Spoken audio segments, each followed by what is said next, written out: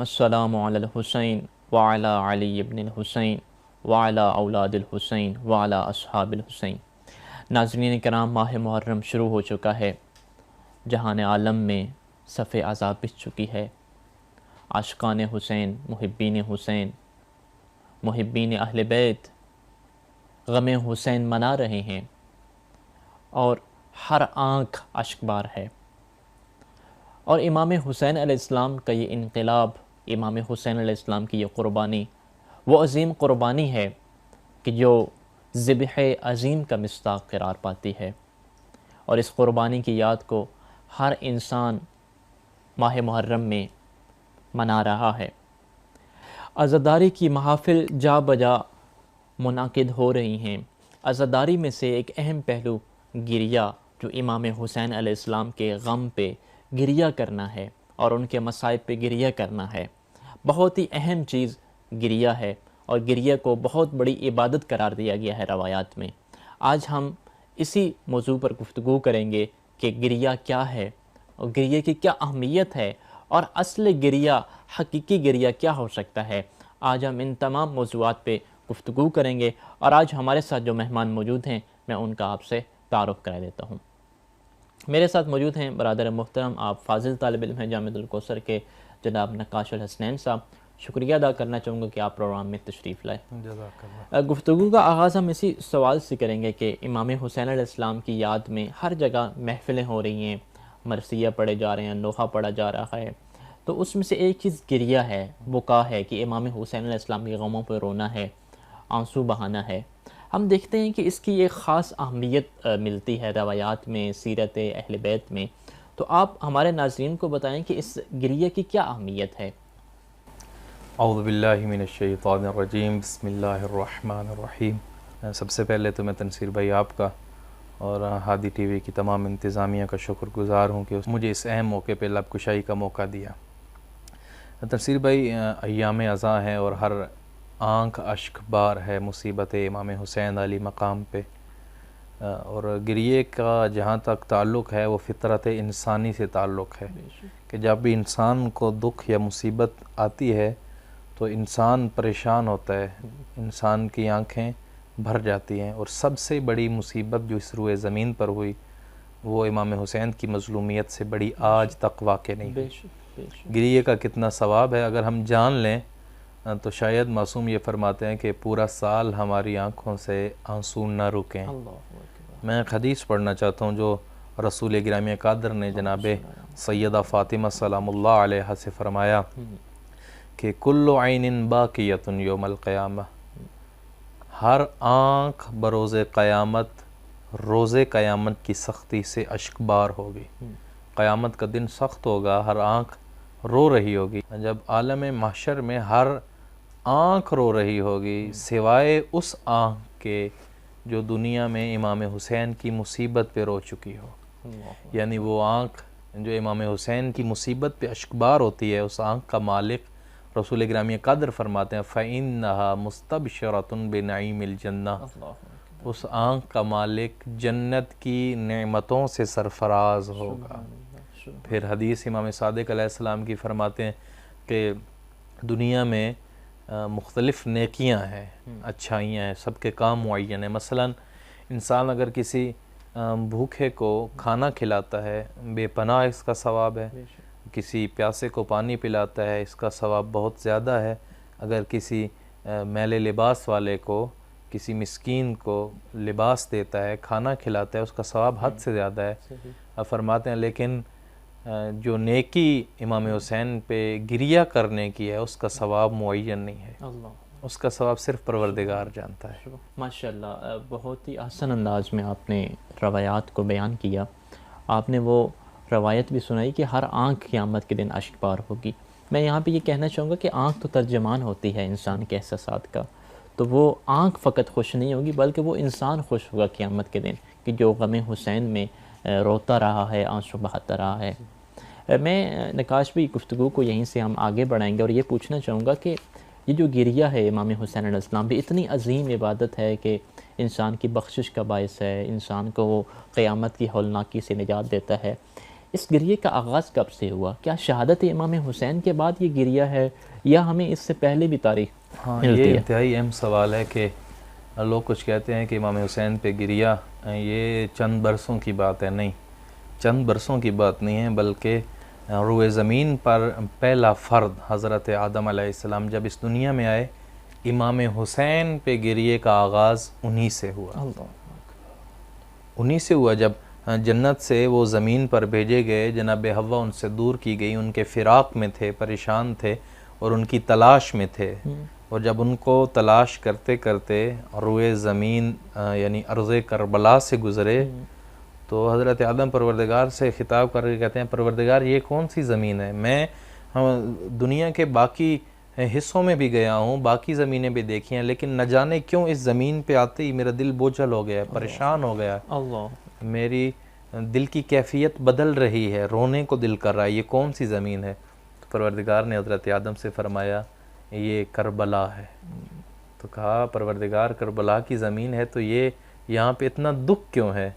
کہا آدم اس لیے کہ اس روئے زمین پر میرے سب سے آخری پیغمبر کی اولاد کو پیاسا ذبح کیا جائے گا، بھوکا ذبح کیا جائے گا، اس لیے یہ زمین. اب حضرت آدم سے آگے چلیں، حضرت نوح کی کشتی جب کربلا کے اس صحرا سے گزرتی ہے جب سیلاب میں تو ان کی کشتی اچکولے کھانے لگتی ہے. حضرت نوح کہتے ہیں پروردگار یہ کون سی زمین ہے؟ کہا یہ کربلا ہے، یہ زمین بڑی سخت زمین ہے. پوچھا پروردگار کیوں سختی ہے زمین پہ؟ کہا میرا سب سے پیارا نبی رسول اللہ محمد مصطفیٰ کی اولاد یہاں پہ ذبح کی جائے گی. خود امام علی، باقی انبیاء کے ساتھ بھی ہوا. حضرت علی جب جنگ صفین سے پلٹ رہے تھے تو اپنے اصحاب کو بتایا کہ یہ زمین کربلا کی زمین ہے اور یہ ہم اہل بیت کے لیے بڑی مصیبت کی جگہ ہے. تو گریے کی ابتدا یہ چند برسوں کی یا حتیٰ کہ رسول اکرم کی زندگی سے بھی نہیں ہے. جب سے کائنات خلق ہوئی ہے پہلا فرد روئے زمین پہ آیا ہے، امام حسین پہ مصیبت شروع ہے. اللہ اکبر. یعنی کہ یہ اتنا اہم چیز ہے کہ جیسے آپ کہہ رہے ہیں کہ حضرت آدم علیہ السلام سے شروع ہوئی ہے اور خود واقعہ کربلا کے ہونے کا یہ گریہ محتاج بھی نہیں ہے. اسی طرح بات آپ کی درست ہے. یہ میں ایک روایت اور بھی پڑھوں گا، کامل الزیارات میرے پاس اس وقت موجود ہے. میں اپنے ناظرین سے بھی کہوں گا کہ اس کا مطالعہ ضرور کریں. شاید اردو میں اس کا ترجمہ ہوا یا نہیں مجھے معلوم نہیں ہے. آپ بات کر رہے ہیں نا کہ امام حسین پہ گریہ کب شروع ہوا، یہ ہمیں دیکھنا پڑے گا، کیونکہ امام حسین اتنی مظلوم شخصیت ہیں. صرف انبیاء نہیں روئے، یعنی انسانوں کی بات چھوڑیں. یہ میرے پاس کتاب موجود ہے، اس میں روایات لکھی ہیں، پورے باب ہیں. بکاء جمیع ما خلق اللہ علی الحسین علیہ السلام. ہر چیز نے حسین پہ گریہ کیا ہے. پھر ایک علیحدہ باب ہے، روایات ہیں، بکاء الملائکۃ علی الحسین، بکاء السماء والارض علی الحسین، نوح الجن علی الحسین. جن امام حسین پہ روتے ہیں، انسان امام حسین پہ گریہ کرتے ہیں، ملائکہ امام حسین پہ گریہ کرتے ہیں. روایات کے لفظ ہیں، جن روتے ہیں، وحشی روتے ہیں، پرندے روتے ہیں. اتنی بے دردی سے ایک شخصیت کو جو اس روئے زمین پہ سب سے مقدس شخصیت ہے شہید کیا گیا، آسمان رویا. بقت یہ الفاظ ہیں، آسمان رویا امام حسین کی. اور روایات میں آتا ہے کہ خون کی بارش ہوئی ہے کربلا میں، روایات میں. یعنی کہ امام حسین علیہ السلام کی شخصیت اور ان کے مصائب اتنے زیادہ ہیں کہ کائنات کی ہر چیز گریہ گناہ ہے. اور میں تو کہوں گا کہ وہ انسان کتنا بدبخت ہے کہ جس کو غم حسین میں گریہ بھی نہیں آتا. اور یہی وجہ ہے ناظرین کرام کہ جس طرح کے برادر محترم انبیاء و ائمہ و پیغمبر اکرم صلی اللہ علیہ وآلہ وسلم کے حوالے سے بتا رہے تھے کہ گریہ کتنی اہمیت رکھتا ہے. جتنے بھی شیعہ علماء گزرے ہیں، فقہاء گزرے ہیں، مراجع گزرے ہیں، ان کی زندگیوں میں بھی ہمیں یہ بات نظر آتی ہے کہ وہ بھی گریہ امام حسین علیہ السلام کو بہت بڑی عبادت سمجھتے تھے. گفتگو کو آگے بڑھائیں گے، میں آپ کی طرف آؤں گا کہ یہ جو گریہ ہے علماء بھی اس کی بہت زیادہ تاکید کرتے نظر آتے ہیں. تو اس حوالے سے اگر آپ کسی عالم دین کا، مرجع کا واقعہ ہمارے ناظرین کو سنانا چاہیں تو.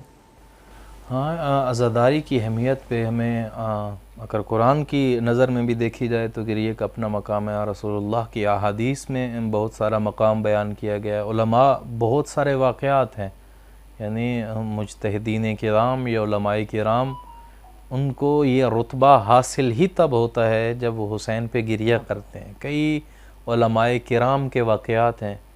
آیت اللہ تقی باجت فرماتے ہیں کہ میرے نامہ اعمال میں سب سے بڑی عبادت حسین پہ گری ہے، حسین پہ گری ہے بہت سارے۔ اور علماء یہ فرماتے ہوئے نظر آتے ہیں کہ ہمارے موضوعات، ہماری فقہ پہ لکھی ہوئی کتابیں، ہماری اصول پہ لکھی ہوئی کتابیں اگر ہم سے کوئی لے لے اور وہ گریہ جو امام حسین کی ذات پہ قبول ہوا گریہ ہے وہ ہمارے نام اعمال میں رکھ دے تو یہ گھاٹے کا سودا نہیں ہے۔ آیت اللہ جعفر شستری کا وہ واقعہ میرے ذہن میں آ رہا ہے۔ آیت اللہ جعفر شستری ایک اچھے عالم بعمل تھے، جو بھی اہل علم ہے ان کے نام کو جانتا ہے، ایک اچھے واعظ تھے، یعنی ایک رقت کے ساتھ کربلا بیان کیا کرتے تھے۔ وہ کہتے ہیں کہ میں جب قرآن کی آیات پڑھتا تھا جن آیات میں مومن کی نشانیوں کو بیان کیا گیا ہے کہ مومن کے سامنے جب جنت کا ذکر ہو تو ان کی کیفیت یہ ہوتی ہے، جب جہنم کے تذکرے ہوں تو گویا وہ اپنی آنکھوں سے جہنم دیکھ رہے ہیں، جب ان کے سامنے ذکر خدا کیا جائے ان کے دل نرم ہو جاتے ہیں۔ جب میں مومن کی نشانیوں والی آیات پڑھتا ہوں تو مجھے مایوسی ہوتی تھی کہ ہم اس درجے پہ نہیں ہیں جس درجے پہ قرآن نے کہا ہے، شاید ہم مومن نہیں ہیں، ہم تو پروردگار کی عبادت کرتے ہیں، تسبیح کرتے ہیں، کلمہ پڑھتے ہیں، کیا ہم مومن نہیں ہیں؟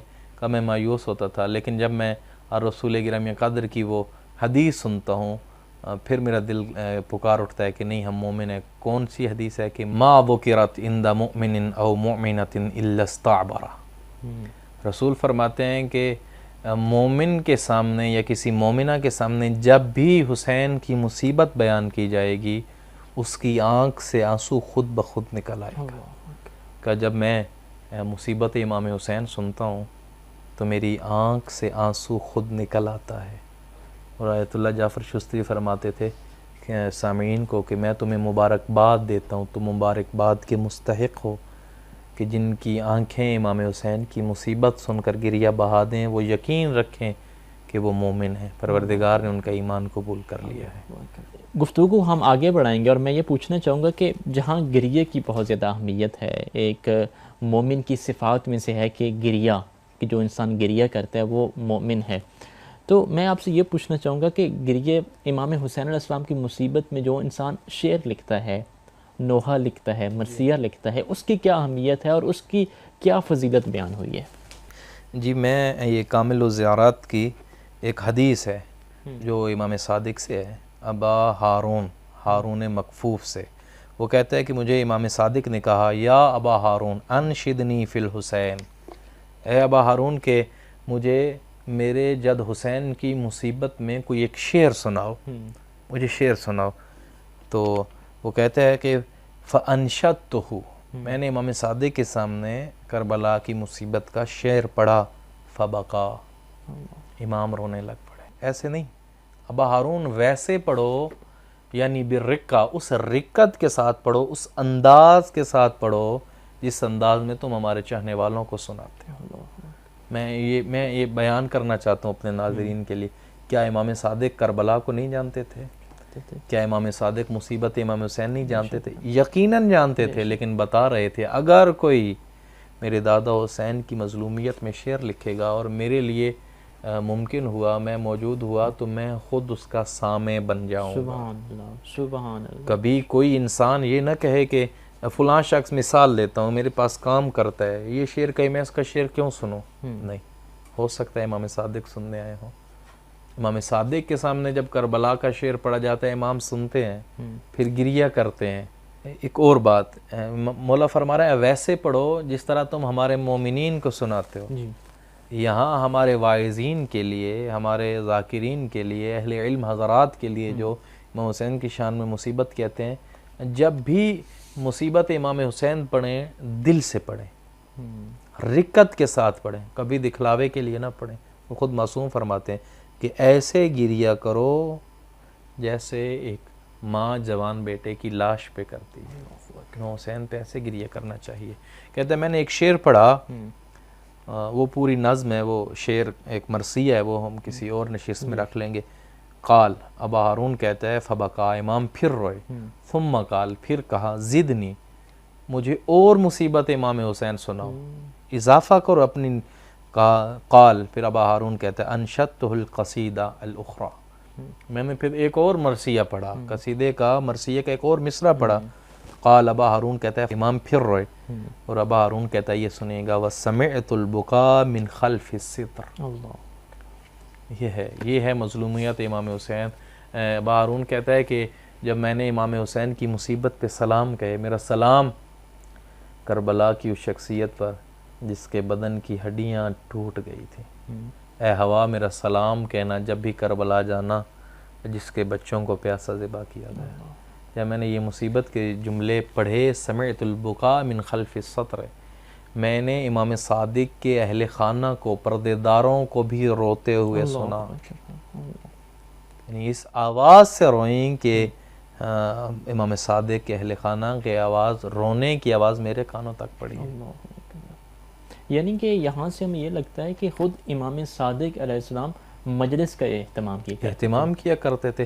آپ نے بات کر دیا، ایک حدیث میرے ذہن میں آ رہی ہے. امام فرماتے ہیں کہ ایک مجلس ہوئی، امام فرماتے ہیں کہ جب بھی کوئی مجلس کروائے وہ ہر گھر میں جا کے دروازے پہ دق الباب دے کے کہے، دروازہ کھٹکھٹا کے کہے کہ میرے گھر میں مجلس حسین ہے، تم نے تشریف لانا ہے. ہمارے ہاں یہ بات بڑی اہم آپ نے کی ہے. ہمارے ہاں تو یہ ہوتا ہے بس ایک اشتہار بن گیا، مجلس میں نہیں جانتے، ہماری ان سے ناراضگی ہے. نہیں، ان سے ناراضگی ہے، حسین سے تو نہیں ہے. دعوت دینے کا اسلوب جو امام صادق نے بتایا، ہر دروازے پہ جاؤ. میں مومنین کو کہوں گا جب بھی گھر میں مجلس ہوتی ہے، آپ جہاں تک ممکن ہو اپنے ارد گرد جتنے مومنین رہ رہے ہیں، خدا را ذاتی رنجش نہ رکھیے، اور آپ کے لیے ممکن ہے تو ہر گھر میں جائیں، دروازہ کھٹکھٹا کے کہیں کہ آج فرزند زہرا امام حسین کی مصیبت کا ذکر ہونا ہے، آپ نے مجلس میں ضرور تشریف لانا ہے. بے شک. یعنی کہ آداب مجلس اور خود اہتمام مجلس امام صادق علیہ السلام نے کر یہ بتا دیا کہ کتنی اہم چیز ہے یہ. اور یہاں سے ہمیں یہ بھی دیکھنے کو ملتا ہے کہ پردے دار بھی روئی ہیں. تو کچھ لوگ کہتے ہیں کہ مجلس میں عورتوں کو نہیں جانا چاہیے، پردے داروں کو نہ لے کے جائیں. مجلس امام حسین میں لے جائیں، لیکن اس انداز سے لے جائیں جس طرح امام حسین کی جناب زینب ہمشیرہ چاہتی تھی، اس طرح بی بی زینب چاہتی تھی، آپ اس طرح لے جائیں. پردے کا خیال رکھیں، کیونکہ یہ کربلا اور جناب زینب کبریٰ کا یہ مصیبت کا جھیلنا، یہ پردے داری اور اسلام کی بقا کے لیے. فلما فرغت قال لی، جب میں شعر مکمل کر چکا، مرثیے کے تمام اشعار پڑھ چکا، تو امام صادق نے مجھ سے کہا، یا ابا ہارون من انشد فی الحسین شعرا. بتا رہے ہیں کہ ابا ہارون تو کتنا خوش قسمت ہے، تیرا کتنا مقام ہے. کہا یا ابا ہارون من انشد فی الحسین شعرا فبقا وابکا عشرا قطبت لہ الجنہ. جو بھی امام حسین کی مصیبت میں ایک شعر کہے، ایک شعر روئے، وابقا اور 10 افراد کو رلائے، پھر میں امام صادق زمانہ دیتا ہوں جنت اس کے لیے لکھ دی جاتی. سبحان اللہ، سبحان اللہ. ایک شعر کہنے والے کا یہ مقام ہے، ایک شعر کہنے والے کا. پھر آگے فرمایا وَمَنْ أَنْشَدَ فِي الْحُسَيْنِ شِعْرًا. ابا ہارون، ہمارے جد حسین کی مصیبت پہ کہا گیا ایک شعر اگر کوئی کہے فبقا اور خود روئے اور 5 افراد کو رلائے، کتبت لہ الجنہ، اس کے لیے بھی جنت لکھ دی جاتی ہے. پھر حدیث کو آگے بڑھایا وَمَنْ أَنْشَدَ فِي الْحُسَيْنِ شِعْرًا. اگر کوئی امام حسین کی مصیبت پہ ایک شعر کہے اور ایک فرد کو رلائے، قطبت لہم الجنہ، تو اس شعر کہنے والے اور سننے والے دونوں کے لیے جنت لکھ دی جاتی ہے. اور پھر آگے امام نے فرمایا کہ وَمَنْ ذُكِرَ الْحُسَيْنَ عِنْدَهُ فَخَرَجَ مِنْ عَيْنِهِ مِنَ الدُّمُوعِ مِقْدَارُ جَنَاحِ ضُبَابٍ كَانَ ثَوَابُهُ عَلَى اللَّهِ وَلَمْ يَرْضَى لَهُ بِدُونِ الْجَنَّةِ. فرمایا کہ جب بھی کسی مومن کے سامنے امام حسین کا ذکر کیا جائے، فَخَرَجَ مِنْ عَيْنِهِ مِنَ الدُّمُوعِ، پھر اس کی آنکھ میں سے آنسو نکلیں، کتنی مقدار ہو کہ پر جتنا، مختصر اتنا بھی اگر آنسو نکلے، کانا ثوابہ علی اللہ، پھر اس کو جتنا ثواب ملنا ہے وہ پروردگار ہی جانتا ہے، کوئی اور نہیں بتا سکتا. لم یرضا لہ بدون الجنہ. اور میں امام صادق اتنا جانتا ہوں کہ پروردگار اس گریے کا جو ثواب ہے وہ کم از کم جنت سے کم پہ راضی نہیں ہے. سبحان اللہ، سبحان اللہ. بہت ہی ثواب ذکر ہوا کہ ایک آنسو کا ثواب ہے، تو میں مختصراً یہ آپ سے پوچھنا چاہوں گا کہ وہ کون سا آنسو ہے، وہ کون سا گریہ ہے کہ جس کا ثواب جنت دے گا خدا بند عالم؟ تنصیر بھائی یہ تو طے شدہ بات ہے کہ ہر کام کی کچھ شرائط ضرور ہوتی ہیں، اتنی بڑی نعمتیں ملنی ہے، یعنی ایک مچھر کے پر جتنا، اتنا آنسو بہاؤ تو جنت ہو جائے گی. کیا یہ ہر آنسو ہے؟ نہیں، ہر آنسو نہیں ہے. اور روایات ہیں، کثرت سے روایات ہیں، عارفاً بحق کے جو امام حسین کی معرفت رکھتے ہوئے روئے، امام حسین کی عظمت کو جانتے ہوئے روئے. صرف رونا کافی نہیں ہے، معرفت ضروری ہے. ماشاءاللہ، یعنی کہ جنت اس ٹائم مل سکتی ہے اور انسان کا یہ آنسو کی قیمت اس وقت ہے جب وہ امام علیہ السلام کی معرفت رکھتا ہو. جی چونکہ پروگرام کا وقت یہیں پہ ختم ہوا چاہتا ہے، میں شکریہ ادا کرنا چاہوں گا کہ آپ آپ اس پروگرام میں تشریف لائے اور انتہائی احسن انداز میں گفتگو کی. ناظرین کرام، گریہ امام حسین علیہ السلام کی آپ نے فضیلت جانی کہ امام حسین علیہ السلام کے غم میں آنسو بہانا کس قدر اہمیت کا حامل ہے، لیکن اس کی ایک شرط ہے کہ جس شرط کو پورا کرنا ہے وہ یہ ہے کہ امام علیہ السلام کی معرفت رکھنا، کہ امام علیہ السلام نے یہ قربانی کیوں پیش کی، امام علیہ السلام نے اتنی بڑا جہاد کیوں کیا، اس کا مقصد کیا تھا. تو مقصد کیا تھا؟ خداوند عالم کے دین کی حفاظت. خداوند عالم نے جو دین بنایا، جو دین کی اقدار بنائی، ان تمام اقدار کی حفاظت امام حسین علیہ السلام کا مقصد تھا. تو اگر ایک عزادار اس مقصد کو جانتے ہوئے، اس مقصد کو سمجھتے ہوئے غم حسین میں آنسو بہائے گا تو یقیناً اس آنسو کی قیمت جنت ہے. دعا ہے رب العزت سے کہ اللہ تعالی ہم سب کو معرفت کا گریہ امام حسین علیہ السلام عطا کرے. والسلام علیکم ورحمۃ اللہ وبرکاتہ.